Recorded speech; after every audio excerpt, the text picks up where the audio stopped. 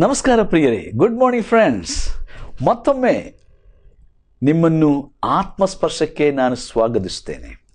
Once again I welcome each and every one of you to watch this very special programme, the spirit touch. ನೋಡಿ, ಸಂಶಯವನ್ನು ಹುಟ್ಟಿಸುವುದಲ್ಲ ನಿಜವಾದ ಪ್ರಶ್ನೆ. ನಿಜವಾದ ಪ್ರಶ್ನೆಯು ನಮ್ಮ ಸಂಶಯಕ್ಕೆ ನಿವಾರಣವನ್ನು ಕೊಟ್ಟು ಅಥವಾ ಸಂಶಯಕ್ಕೆ ನಮಗೆ ಸರಿಯಾದ ಉತ್ತರವನ್ನು ಕೊಟ್ಟು ದೊಡ್ಡ ಸಮಸ್ಯೆಗಳಿಂದ ತಪ್ಪಿಸುವಂಥದ್ದಾಗಿರಬೇಕು. ಮುಂದಿನ ಹಲವಾರು ನಿಮಿಷಗಳು ಬಹಳ ಶ್ರದ್ಧೆಯಿಂದ ಆಲಿಸಿರಿ. ನೀವು ವೀಕ್ಷಿಸುತ್ತಿರುವುದು ಆತ್ಮಸ್ಪರ್ಶ.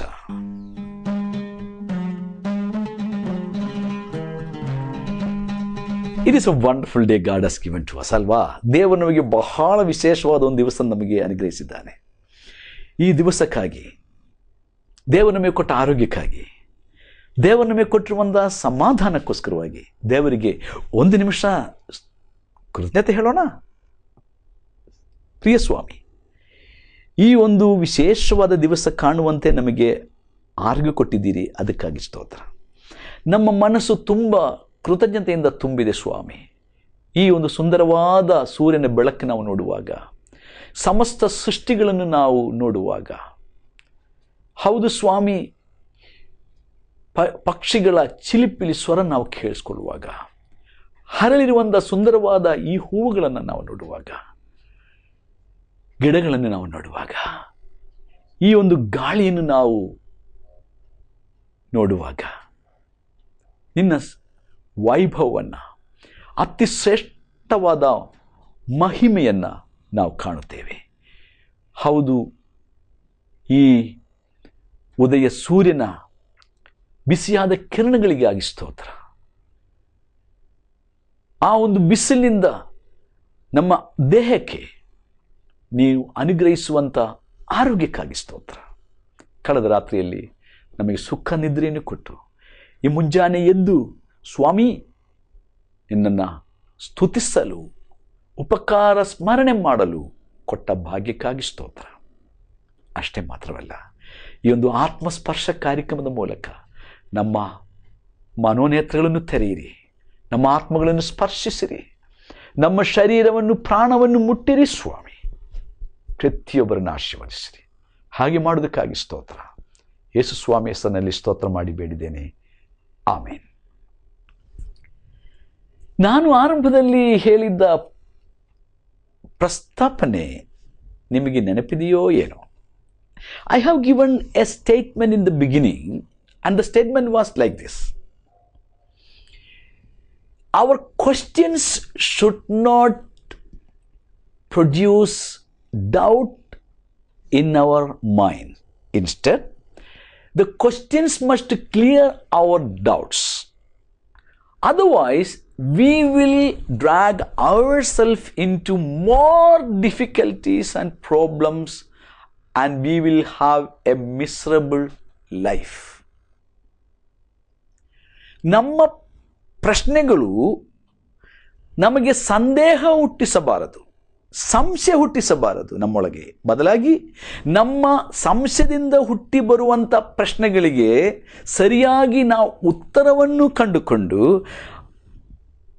ಇನ್ನೂ ಹೆಚ್ಚಾಗದ ಸಂಶಯದಿಂದ ಅಥವಾ ತೊಂದರೆಗಳಿಂದ, ಸಮಸ್ಯೆಗಳಿಂದ ನಮ್ಮನ್ನು ನಾವು ತಪ್ಪಿಸಿಕೊಂಡು ನಾವು ಸರಿಯಾದ ಮಾರ್ಗದಲ್ಲಿ, ದಿಶೆಯಲ್ಲಿ ನಾವು ನಡೆಯುವವರಾಗಬೇಕು.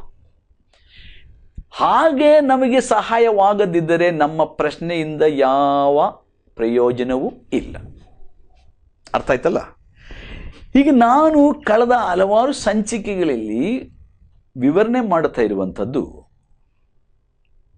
ಮನುಷ್ಯರಿಗೆ ಅಥವಾ ಮನುಷ್ಯ ಚರಿತ್ರೆಯಲ್ಲಿ ಮೊಟ್ಟ ಮೊದಲನೇ ಕೇಳಲಾದ ಪ್ರಶ್ನೆ. ಈ ಪ್ರಶ್ನೆ ಕೇಳಿದವನು ಮನುಷ್ಯರ ಮತ್ತು ದೇವರ ಶತ್ರು ಅಥವಾ ವೈರಿಯಾದ ಸೈತಾನನು. ಪ್ರಶ್ನೆ ಕೇಳಿದ್ದು ಮೊಟ್ಟ ಮೊದಲನೇ ಮಹಿಳೆ ಅಥವಾ ಮೊಟ್ಟ ಮೊದಲನೆಯ ತಾಯಿ ಅಥವಾ ಮೊಟ್ಟ ಮೊದಲನೆಯ ಹೆಂಗಸು. ಅವಳಿಗೆ ಕೇಳಿದ. ಅಂದರೆ ಅವಳಿಗೆ ಈ ಪ್ರಶ್ನೆ ಕೇಳಿತು. ಕೇಳಿದ ಪ್ರಶ್ನೆ ಏನಪ್ಪ ಅಂತಂದರೆ, ಸೈತಾನನು ಅವನಷ್ಟಕ್ಕೆ ಏದೆನ ತೋಟಕ್ಕೆ ಬರದೆ, ಸೈತಾನನು ಸರ್ಪದ ಅಥವಾ ಘಟ್ಟ ಸರ್ಪನೊಳಗೆ ಪ್ರವೇಶಿಸಿ, ಮಾತನಾಡದೇ ಇರುವ ಸರ್ಪವು ಮಾತಾಡುವ ಹಾಗೆ ಸೈತಾನನು ಮಾಡಿ,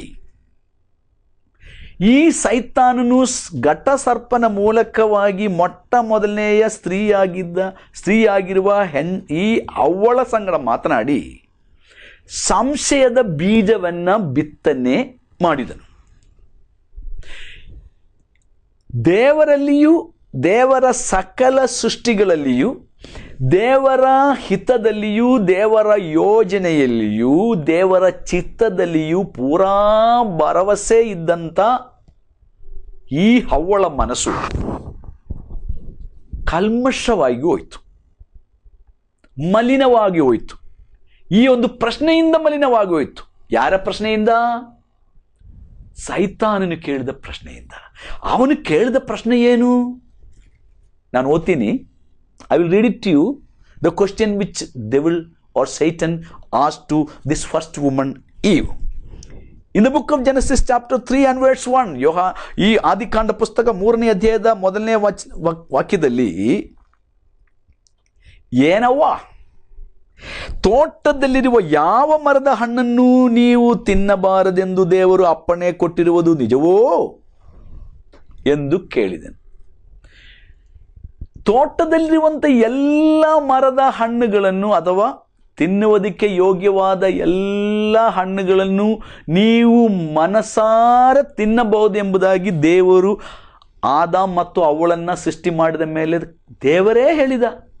God only told Adam and Eve, you can eat all the fruits, any fruits of this beautiful garden of Eden, except ದೇವರೇ ಅದನ್ನು ಹೇಳ್ತಾನೆ. ನೋಡ್ರಿ, ದೇವರು ಮನುಷ್ಯರನ್ನು, ಈ ಅವಳನ್ನು ಆದಮನನ್ನು ಸೃಷ್ಟಿ ಮಾಡಿ ಏದೆನ್ ಸೀಮೆಯಲ್ಲಿರುವಂಥ ಆ ಒಂದು ಮನೋಹರವಾದ ತೋಟದಲ್ಲಿ ಇರಿಸಿದ ನಂತರ ದೇವರು ಅವರಿಗೆ ಕೊಟ್ಟಂಥ ಮಾತು, ಅಪ್ಪಣೆ ಏನಂತಂದರೆ, ನೋಡ್ರಿ, ನೀವು ಎಲ್ಲ ಹಣ್ಣುಗಳನ್ನು ನೀವು ತಿನ್ನಬಹುದು, ನಿಮಗೆ ತೃಪ್ತಿಯಾಗುವಷ್ಟು ತಿನ್ನಬಹುದು.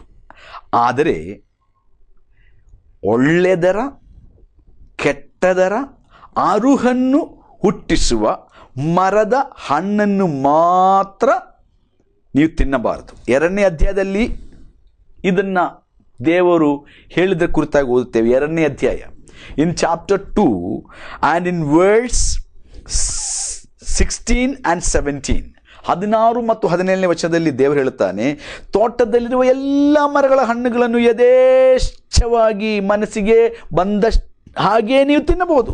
ಆದರೆ ನೋಡಿ, ಒಳ್ಳೆಯದರ ಕೆಟ್ಟದರ ಅರುಹನ್ನು ಹುಟ್ಟಿಸುವ ಮರದ ಹಣ್ಣನ್ನು ಮಾತ್ರ ತಿನ್ನಬಾರದು, ತಿಂದ ದಿನ ಸತ್ತೇ ಹೋಗುವಿ ಎಂದು ದೇವರು ವಿಧಿಸಿದನು, ಅಂದರೆ ಅಪ್ಪಣೆ ಕೊಟ್ಟನು.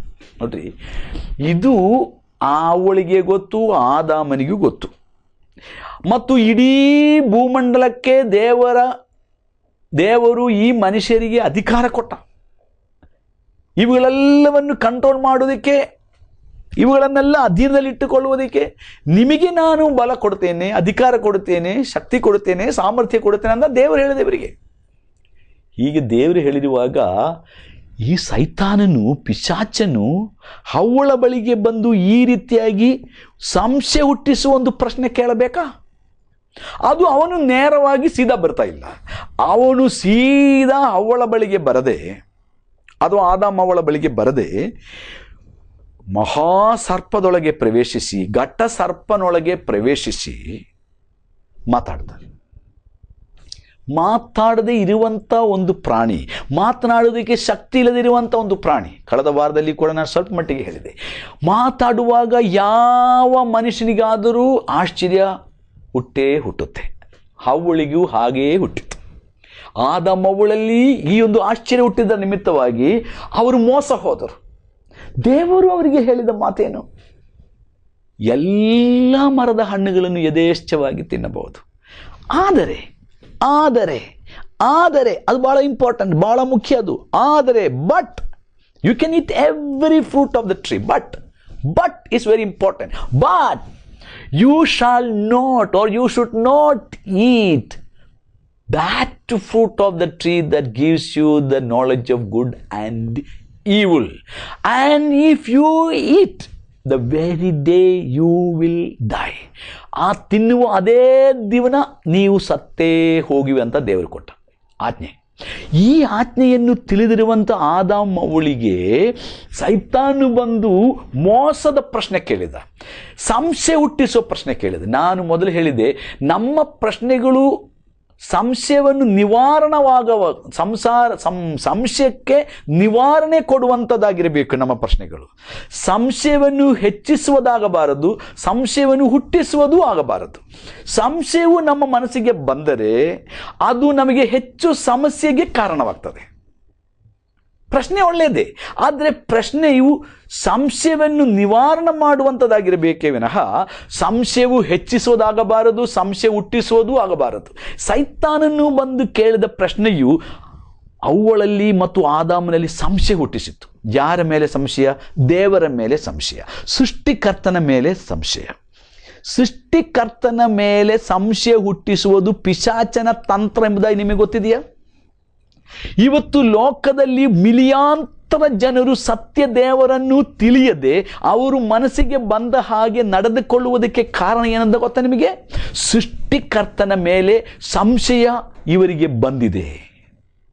ಮನುಷ್ಯರು ಸೃಷ್ಟಿಕರ್ತನ ಪರಿಚಯ ಇಲ್ಲದವರೆಲ್ಲರೂ ಇವತ್ತು ಸೃಷ್ಟಿಕರ್ತನನ್ನು ತೊರೆದು ಬಿಟ್ಟು ಅವರು ತಮ್ಮ ಮನಸ್ಸಿಗೆ ಬಂದ ಹಾಗೆ ಪೂಜೆ ಪುರಸ್ಕಾರಗಳನ್ನು ಮಾಡಿ ಸೃಷ್ಟಿಕರ್ತನ ರೇಗಿಸ್ತಿರುವುದಕ್ಕೆ ಕಾರಣ ಏನಪ್ಪ ಅಂತಂದರೆ ಸೃಷ್ಟಿಕರ್ತನ ವಿಷಯದಲ್ಲಿ ಅವರಿಗೆ ಸಂಶಯ ಹುಟ್ಟಿದೆ. ಸೃಷ್ಟಿಕರ್ತನ ಪರಿಚಯ ಅವರಿಗೆ ಇಲ್ಲ. ಸೃಷ್ಟಿಕರ್ತನೊಟ್ಟಿಗೆ ಅವರಿಗೆ ನಿಕಟವಾದ ಸಂಬಂಧವಿಲ್ಲ. ಸೃಷ್ಟಿಕರ್ತನಾದ ಆ ಒಂದು ಇರುವಾತನಾದ ನಿಜ ದೇವರ ಆ ಒಂದು ಸಂಸರ್ಗ, ಸಂಪರ್ಕ, ಐಕ್ಯತೆ ಇಲ್ಲದ ಕಾರಣ ಅವನು ಅಂದರೆ ಮನುಷ್ಯರು ದೇವರಿಂದ ದೂರವಾಗಿ ಆತ್ಮ ಪ್ರಾಣ ದೇಹ ಸಹಿತವಾಗಿ ದೇವರಿಂದ ದೂರ ಸರಿದುಕೊಂಡು ಅವರು ದಾರಿ ತಿಳಿಯದ ಕುರಿಗಳಂತೆ ಅಲೆಮಾರಿಗಳಾಗಿ ಪರದಾಡುತ್ತಿದ್ದಾರೆ. ಸತ್ಯವೇದದಲ್ಲಿ ಬೈಬಲ್ನಲ್ಲಿ ಬಹಳ ಸ್ಪಷ್ಟವಾಗಿ ನಾವು ಓದುವಾಗ ಹೀಗೆ ಒಂದು ವಚನವಿದೆ, ನಾವೆಲ್ಲರೂ ದಾರಿ ತಪ್ಪಿದ ಕುರಿಗಳಂತೆ ತೊಳಲಿ ಬಳಲುತ್ತಿರುವಾಗ ಎಂಬುದಾಗಿ, ಅಥವಾ ತೊರೆದು ಬಳಲಿ ಹೋಗಿದ್ದೇವೆ. ಮನುಷ್ಯರೆಲ್ಲರನ್ನು ದೇವರು ನೋಡುವಾಗ, ಸೃಷ್ಟಿಕರ್ತನಾದ ಪರಮಾತ್ಮ ದೇವರು ನೋಡುವಾಗ ದಾರಿ ತಿಳಿಯದ ಕುರಿಗಳ ಹಾಗೆ ನಾವೆಲ್ಲರೂ ದಾರಿ ತಪ್ಪಿ ತೊಳಲುತ್ತಾ ಬಳಲುತ್ತಾ ನಮ್ಮ ದಾರಿಯೇ ಸರಿ ಎಂದು ಹೇಳಿಕೊಂಡು ತಿರುಗಾಡ್ತಾ ಇದ್ದಾರೆ. ದೇವರೇ ದಾರಿಯಾಗಿರುವಾಗ ನಾವು ದೇವರನ್ನು ಹುಡುಕೋದಕ್ಕೆ ದಾರಿ ಮಾಡಬೇಕಾಗಿಲ್ಲ. ದೇವರೇ ದಾರಿಯಾಗಿದ್ದಾನೆ. When God himself is the way, we need not to make way to God. God himself is the way. ದೇವರು ಮಾತ್ರವೇ ಮಾರ್ಗವಾಗಿದ್ದಾನೆ. ದೇವರು ಮಾರ್ಗ ತೋರಿಸುವುದಕ್ಕೆ ಬಂದಿಲ್ಲ, ದೇವರೇ ಮಾರ್ಗವಾಗಿ ಬಂದನು. ದೇವರು ಸತ್ಯವನ್ನು ನಮಗೆ ತಿಳಿಸಲಿಕ್ಕೆ ಬರಲಿಲ್ಲ, ದೇವರೇ ಸತ್ಯವಾಗಿ ಬಂದನು. ದೇವರು ನಮಗೆ ಜೀವವನ್ನು ಕೇವಲ ಕೊಡುವುದಕ್ಕಾಗಿಲ್ಲ ಬಂದುದು, ದೇವರೇ ನಮಗೆ ಜೀವವಾಗಿದ್ದಾನೆ. ದೇವರು ನಮಗೆ ಪರಿಶುದ್ಧತೆ ಕೊಡುವುದಲ್ಲ ದೇವರ ಮುಖ್ಯವಾದ ವಿಷಯ, ದೇವರೇ ಪರಿಶುದ್ಧನಾಗಿದ್ದಾನೆ. ದೇವರು ನಮ್ಮೊಳಗಡೆ ಬಂದಾಗ, ನಿಜವಾದ ಈ ದೇವರು ನಮ್ಮ ಒಳಗಡೆ ಬಂದಾಗ, ನಮ್ಮ ಪಾಲು ದೇವರಾದಾಗ, ನಮ್ಮ ಪಾನ ದೇವರಾಗಿರುವಾಗ, it says in one of the scriptures, ಕೀರ್ತನೆಗಳಲ್ಲಿ ಒಂದು ಕಡೆಯಲ್ಲಿ ನಾವು ಹೀಗೆ ಓದ, ದೇವರೇ ನೀನೇ ನನ್ನ ಪಾಲು ಪಾನವೂ ಆಗಿದ್ದಿ. You are my song and you are my portion of life. When God became your song and portion, when God is inside you, you will have life. You need not to search life. When God himself become in when God himself come inside you, you are always in the way. ನೀವು ಮಾರ್ಗ ಹುಡುಕಬೇಕಾಗಿಲ್ಲ. ದೇವರು ನಿಮ್ಮೊಳಗಡೆ ಇರುವಾಗ ನೀವು ಜೀವವನ್ನು ಹುಡುಕಬೇಕಾಗಿಲ್ಲ. ಜೀವಾಧಾರನಾದ ದೇವರೇ ನಿಮ್ಮೊಳಗಡೆ ಇದ್ದಾನೆ. ನೀವು ದೇವರು ನಿಮ್ಮ ಒಳಗಡೆ ಬಂದಾಗ ಮಾರ್ಗ ಹುಡುಕಬೇಕಾಗಿಲ್ಲ. ಮಾರ್ಗವಾಗಿರುವ ದೇವರು ನಿಮ್ಮೊಳಗಡೆ ಬರುತ್ತಾನೆ. ನೀವು ಪರಿಶುದ್ಧನಾದ ದೇವರೇ ನಿಮ್ಮೊಳಗಡೆ ಸೇರಿಕೊಂಡಾಗ ನೀವು ಪರಿಶುದ್ಧತೆಗೋಸ್ಕರ ಪ್ರಯತ್ನ ಮಾಡಬೇಕಾಗಿಲ್ಲ. ನೀವು ಪರಿಶುದ್ಧರಾಗುವಿರಿ. ಅರ್ಥವಾಗ್ತಾ ಇದೆಯಾ? ಮಹಿಮೆಯಿಂದ ತುಂಬಿದ ದೇವರೇ ನಿಮ್ಮೊಳಗಡೆ ಇರುವಾಗ ನೀವು ಯಾವಾಗಲೂ ಮಹಿಮೆಯಲ್ಲಿಯೇ ಜೀವಿಸುತ್ತೀರಿ. ನೀವು ಮಹಿಮೆಗೋಸ್ಕರವಾಗಿ ಪರದಾಡಬೇಕಾದ ಅಗತ್ಯವಿಲ್ಲ. ನಾನು ಹೇಳೋದು ನಿಮಗೆ ಅರ್ಥ ಆಗ್ತಾ ಇದೆಯಾ? ಸೃಷ್ಟಿಕರ್ತನಾದ ಪರಮಾತ್ಮ ದೇವರು, ನಿಜ ದೇವರು, ಆದಾಮ ಅವ್ವಳಿಗೆ ಕೊಟ್ಟಿದ್ದಂಥ ಆಜ್ಞೆಯು ಮೀರುವಂತೆ ಪಿಶಾಚನು, ಸೈತಾನನು ಘಟ್ಟ ಸರ್ಪನೊಳಗೆ ಪ್ರವೇಶಿಸಿ ಮಾತಾಡಲಿಕ್ಕೆ ಸಾಮರ್ಥ್ಯವಿಲ್ಲದಂಥ ಈ ಪ್ರಾಣಿ ಘಟ್ಟ ಸರ್ಪನು ಬಾಯಿ ತೆರೆದು ಆದಾಮ ಅವಳೊಟ್ಟಿಗೆ ಮಾತಾಡಿತು. ಆಗ ಇವರಲ್ಲಿ ಸೃಷ್ಟಿಕರ್ತನ ಮೇಲೆ ಸಂಶಯ ಹುಟ್ಟಿತ್ತು. ಇವನು ಕೇಳಿದ ಪ್ರಶ್ನೆ ಏನು? ಎಲ್ಲ ವೃಕ್ಷದ ಹಣ್ಣುಗಳನ್ನು ತಿನ್ನಬಾರ್ದಂತ ದೇವರು ಹೇಳಿದ್ದಾನ? ತಿನ್ನಬಾರ್ದಂತ ದೇವರು ಹೇಳಿದವರಿಗೆ ಗೊತ್ತಿದೆ, ಸೈತಾನಿಗೆ ಕೂಡ ಗೊತ್ತಿತ್ತು. ಆದರೆ ತಿನ್ನಬಾರದು, ಎಲ್ಲ ವೃಕ್ಷಗಳ ಹಣ್ಣು ತಿನ್ನಬಾರದು ಅಂತ ದೇವರು ನಿಮಗೆ ಅಪ್ಪಣೆ ಕೊಟ್ಟಿದ್ದಾನ? ಇಲ್ಲ, ದೇವರು ಕೊಟ್ಟಿಲ್ಲ ಅಂತ ಅವ್ರಿಗೆ ಗೊತ್ತು. ಸೀದಾ ಹೇಳಬೇಕಿತ್ತಲ್ಲ, ದೇವರು ಹಾಗೆ ಹೇಳಿಲ್ಲ ಅಂತ. ನಾವು ಎಲ್ಲ ತಿನ್ನಬಹುದು, ಈ ಒಂದು ಮರದ ಹಣ್ಣು ಮಾತ್ರ ತಿನ್ನಕೂಡದು, ತಿಂದರೆ ಸತ್ತೇ ಹೋಗಿವೆ ಅಂತ ದೇವರು ಹೇಳಿದ್ದಾನಂತ. ದೇವರು ಹೇಳಿದ ಅದೇ ಮಾತು ಹೇಳಿದ್ರೆ ಸಾಕಾಗಿತ್ತು. ಆದರೆ ಸೈತಾನನು, ಪಿಶಾಚನು, ಮನುಷ್ಯರ ಮನಸ್ಸು ತಿಳಿದಂಥ ಪಿಶಾಚನು ಆ ಮನಸ್ಸನ್ನು ಹೇಗೆ ನೋಡ್ರಿ ಕುಯುಕ್ತಿಯಿಂದ ಕೆಡಿಸುವುದಕ್ಕೆ ಸಾಧ್ಯ ಎಂಬುದನ್ನು ತಿಳಿದುಕೊಂಡ ಸೈತಾನನು ಕುಯುಕ್ತಿಯಿಂದ ಸರ್ಪದ ಮೂಲಕವಾಗಿ ಈ ಸ್ತ್ರೀಯ ಮನಸ್ಸು ಕೆಡಿಸಿ, ಸ್ತ್ರೀಯ ಮೂಲಕವಾಗಿ ಪುರುಷನ ಮನಸ್ಸು ಕೆಡಿಸಿ, ಸ್ತ್ರೀ ಪುರುಷರಿಬ್ಬರೂ ಸೃಷ್ಟಿಕರ್ತನಿಗೆ ವಿರುದ್ಧವಾಗಿ ಪಾಪ ಮಾಡಿ ಅವರು ದೇವರ ಶಾಪಕ್ಕೆ ಒಳಗಾಗಿ ಭ್ರಷ್ಟರಾಗಬೇಕೆಂಬುದಾಗಿ ಸರ್ಪವು ಕುಯುಕ್ತಿಯಿಂದ, ಸೈತಾನ ಪ್ರೇರಣೆಯಿಂದ ಸ್ತ್ರೀಯ ಮತ್ತು ಪುರುಷರೊಟ್ಟಿಗೆ ಮಾತಾಡಿ ಅವರನ್ನು ಪಾಪದಲ್ಲಿ ಬೀಳಿಸಿದರು. ನೋಡ್ರಿ, ಸರ್ಪವು ಸೈತಾನೊಟ್ಟಿಗೆ ಕೈ ಜೋಡಿಸಿಕೊಂಡು ಅವರಿಬ್ಬರೂ ಸೇರಿಕೊಂಡು ಇಡೀ ಪ್ರಪಂಚವನ್ನು ದೇವರ ಶಾಪಕ್ಕೆ ಒಳಪಡಿಸಿದರು. ನಾನು ಚೀನಾ ದೇಶಕ್ಕೆ ಹೋದಾಗ ಸುಮಾರು ವರ್ಷಗಳ ಹಿಂದೆ ನಾನು ಶಾಂಘಾಯ್ ಪಟ್ಟಣಕ್ಕೆ ಹೋಗಿದ್ದೆ. ಶಾಂಘಾಯ್ ಪಟ್ಟಣದಲ್ಲಿ ಬಹಳ ಪ್ರಸಿದ್ಧವಾದ ಡ್ರ್ಯಾಗನ್ ಕೊಠಾರ ಇದೆ. ಅಂದರೆ ಆ ಒಂದು ಪ್ರತ್ಯೇಕವಾದ ಅತಿ ವಿಶಾಲವಾದ ಆ ಒಂದು ಪ್ಯಾಲೇಸಿನ ಬಿಲ್ಡಿಂಗಿನ ಎಲ್ಲವುಗಳ ಮೇಲೆ ಡ್ರ್ಯಾಗನ್, ಮಹಾದೊಡ್ಡ ಡ್ರ್ಯಾಗನ್, ಅನೇಕ ಮೀಟರ್ ಉದ್ದ ಇರುವಂಥ ಘಟ್ಟ ಸರ್ಪನ ರೂಪ ಅವರು ಮಾಡಿದ್ದಾರೆ. ಈಗ ಚೀನಾ ದೇಶದ ದೇಶ ಚಿಹ್ನೆಯಾಗಿದೆ, ಅವರ ರಾಷ್ಟ್ರ ಚಿಹ್ನೆಯಾಗಿದೆ ಡ್ರ್ಯಾಗನ್. ಅದು ಗೊತ್ತಾ ನಿಮಗೆ? ಅದೇ ಸಮಯದಲ್ಲಿ ಚೀನಾ ದೇಶದವರು ಸರ್ಪವನ್ನು ತಿಂತಾರೆ, ಎಲ್ಲ ಪ್ರಾಣಿಗಳನ್ನು ತಿಂತಾರೆ ನೋಡ್ರಿ. ಬಟ್ ಅದೇ ಸಮಯದಲ್ಲಿ ಸರ್ಪವನ್ನು ಕೂಡ ತಿಂತಾರೆ, ಎಲ್ಲ ತರಹದ ಹಾವುಗಳನ್ನು ತಿಂತಾರೆ, ಎಲ್ಲ ತರಹದ ಕ್ರಿಮಿಕೀಟಗಳನ್ನು ತಿಂತಾರೆ ಅವರು. ಅಂದರೆ ಅದೇ ಸಮಯದಲ್ಲಿ ಈ ಘಟ್ಟ ಸರ್ಪವು ಅವರ ರಾಷ್ಟ್ರ ಚಿಹ್ನವಾಗಿದೆ. ಮತ್ತು ಅನೇಕ ದೊಡ್ಡ ದೊಡ್ಡ ಬಿಲ್ಡಿಂಗ್ಗಳಲ್ಲಿ ಪ್ರತ್ಯೇಕವಾಗಿ ಹಳೆಯ ಬಿಲ್ಡಿಂಗ್ಗಳ ಮೇಲೆ ಎಲ್ಲ ಅನೇಕ ಮೀಟರ್ಗಳು ಉದ್ದ ಇರುವಂಥ ಈ ಒಂದು ಘಟ್ಟ ಸರ್ಪನ ರೂಪವನ್ನು ಅವರು ಮಾಡಿರ್ತಾರೆ. ಅವರು ಜೀವನದಲ್ಲ ಅದನ್ನು ಅವರು ಬೇರ್ಪಡಿಸಲಿಕ್ಕೆ ಸಾಧ್ಯವಿಲ್ಲ. ಈಗ ನಾನು ಹೇಳೋದು, ಘಟ್ಟ ಸರ್ಪನು ಅಂದರೆ ರೆಕ್ಕೆಗಳಿರುವಂಥ, ನಡಿಲಿಕ್ಕೆ ಕಾಲಿರುವಂತಹ, ಹಾರಾಡಬಹುದು, ಅದೇ ಸಮಯದಲ್ಲಿ ಭೂಮಿಯ ಮೇಲೆ ನಡೆದಾಡಬಹುದು, ಅಂಥ ಒಂದು ಪ್ರಾಣಿಯಾಗಿದೆ ಘಟ್ಟ ಸರ್ಪನು. ಅರ್ಥ ಆಯ್ತಾ? ಈಗ ಸರ್ಪವು ಸೈತಾನಲ್ಲ, ಆದರೆ ಘಟ್ಟ ಸರ್ಪನೊಳಗಡೆ ಈ ಘಟ್ಟ ಸರ್ಪನು ಎಂಬ ಆ ಒಂದು ಪ್ರಾಣಿಯೊಳಗೆ ಸೈತಾನನು ಪ್ರವೇಶಿಸಿ ಮಾತನಾಡಿ ಸ್ತ್ರೀ ಪುರುಷರನ್ನು ಮೋಸಗೊಳಿಸಿ ದೇವರಿಗೆ ವಿರೋಧವಾಗಿ ಪಾಪ ಮಾಡುವಂತೆ ಅವರಿಗೆ ಕೇಳಿದ ಪ್ರಶ್ನೆ ದೇವರು ಹೇಳದೇ ಇರುವಂಥ ಒಂದು ಪ್ರಶ್ನೆ, ದೇವರು ಹೇಳಿದ್ದ ಹಾಗೆ ಅಥವಾ ದೇವರು ಯಾವುದೋ ಒಂದು ಕುಯುಕ್ತಿ ನಿಮಿತ್ತವಾಗಿ ಅಪ್ಪಣೆ ಕೊಟ್ಟಿದ್ದಾನೆ ಎಂಬುವಂಥ ಸಂಶಯ ಹುಟ್ಟಿಸುವ ರೀತಿಯಲ್ಲಿ ಆದಾಮ ಅವಳ ಬಳಿಯಲ್ಲಿ ಕೇಳುತ್ತಾನೆ ಪಿಶಾಚನು. ಆಗ ಇವರು ಮೋಸ ಹೋದರು. ದೇವರು ಹೇಳಿದ ಆ ಒಂದು ಪವಿತ್ರವಾದಂಥ ಉದ್ದೇಶ, ದೇವರ ಯೋಜನೆ